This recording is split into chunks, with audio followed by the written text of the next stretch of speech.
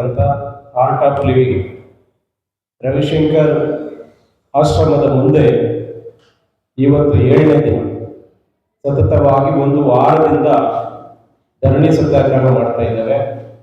ವಿಚಾರ ಒಂದೇ, ಅಲ್ಲಿ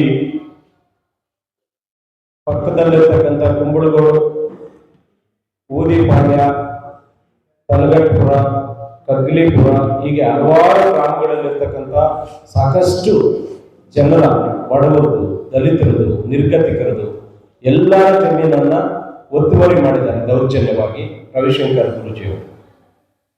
ಇದನ್ನ ಸಾಕಷ್ಟು ಈ ಆರ್ಟ್ ಆಫ್ ಲಿವಿಂಗ್ ಒಳಗಡೆ ಸಾಕಷ್ಟು ದಲಿತರ ಭೂಮಿಗಳನ್ನ PTCL ಅಲ್ಲಿ ಆದೇಶ ಆಗಿರತಕ್ಕಂಥ ಜಮೀನುಗಳನ್ನ ಸಮೇತ ಅವ್ರು ಹಾಕೊಂಡಿದ್ದಾರೆ, ಒತ್ತುವರಿ ಮಾಡ್ಕೊಂಡಿದ್ದಾರೆ ದೌರ್ಜನ್ಯವಾಗಿ.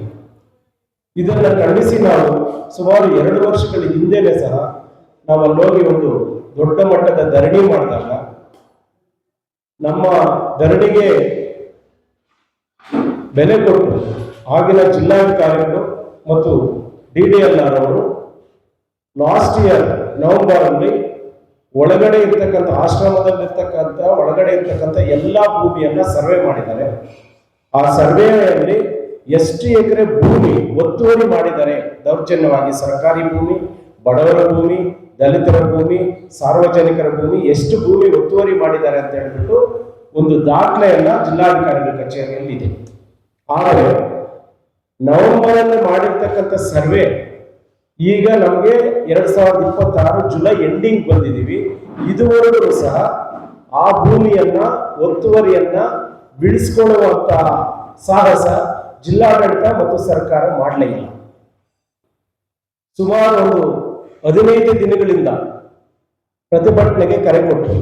ಅದಕ್ಕೂ ಮುಂಚೆ ಲಾಸ್ಟ್ ಇಯರ್ ನವೆಂಬರ್ ಇಂದ ಸ್ಟಿಲ್ ಡೇಟ್ ತನಕ ಜಿಲ್ಲಾಧಿಕಾರಿಗಳ ಹತ್ರ, DDLR ಹತ್ರ, AC ಅವರ ಹತ್ರ, ತಹಸೀಲ್ದಾರ್ ಅವರ ಹತ್ರ, ಸಂಬಂಧಪಟ್ಟ ಸರ್ಕಾರಿ ಮಂತ್ರಿಗಳ ಹತ್ರ ಪ್ರತಿಯೊಬ್ಬರನ್ನು ಸಹ ನಾವು ಮಾತಾಡಿದ್ದೇವೆ.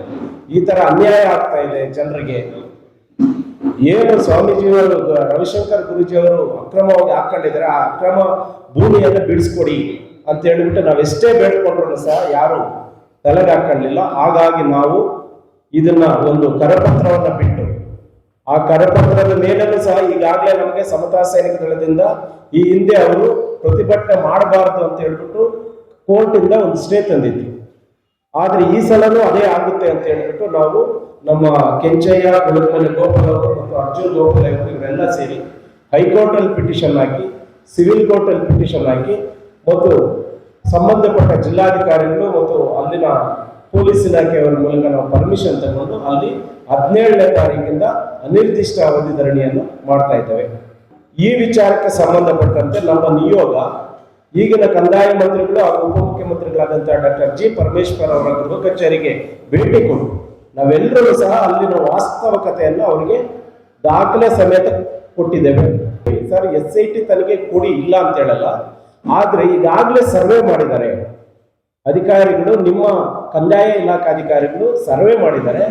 ಸರ್ವೆ ಮಾಡ್ಕೊಂಡಿರ್ತಕ್ಕಂಥ ಭೂಮಿಯನ್ನು ತಗೊಳ್ಳೋದಕ್ಕೆ SITಗೂ ಸಂಬಂಧ ಇಲ್ಲ, ಯೋಚನೆ ಮಾಡಿ ಅಂತ ಹೇಳಿದ್ವಿ. ಆದರೆ ಅವರು ನಮಗೆ ಮೊನ್ನೆ 21ನೇ ತಾರೀಕು ವಿಧಾನಸಭೆಯಲ್ಲಿ ಒಂದು ದಲಿತರ ಕುಂದುಕೊರತೆಗಳ ಸಭೆ ಅಂತ ಹೇಳಿಬಿಟ್ಟು ಒಂದು ಸಭೆ ಕರೆದ್ರು ಮಾನ್ಯ ಉಪಮುಖ್ಯಮಂತ್ರಿಗಳು. ಅದರಲ್ಲಿ ವಿಶೇಷವಾಗಿ ನಮಗೂ ಕರೆದಿದ್ರು. ನಾನು ಮತ್ತು ಗೋವಿಂದಯ್ಯ ಮತ್ತು ನಮ್ಮ ಹಿಂಘಟಕದ ರಾಜ್ಯಾಧ್ಯಕ್ಷರಾದಂಥ ನಾಗೇಶ್ ಅವರು 3 ಜನಕ್ಕೆ ಆಹ್ವಾನ ಬಂದಿತ್ತು. ನಾವು 3 ಜನ ಹೋಗಿದ್ವಿ. ಅಲ್ಲಿ ಹೋಗಿ ಸರ್ಕಾರದ ಗಮನಕ್ಕೆ ನಾವು ಮಾಡ್ತಾ ಇರ್ತಕ್ಕಂಥ 5 ದಿನಗಳಿಂದ ಮಾಡ್ತಾ ಇರ್ತಕ್ಕಂಥ ಧರ್ಮಪರವಾಗಿ ಹೇಳಿದಾಗ ಅಲ್ಲೇ ಉಪಮುಖ್ಯಮಂತ್ರಿಗಳು SITಗೆ ಆದೇಶ ಮಾಡಿದ್ದೀವಿ ಅಂತ ಹೇಳ್ಬಿಟ್ಟು ನಮಗೆ ಒಂದು ಪತ್ರ ಕೊಟ್ಟರು.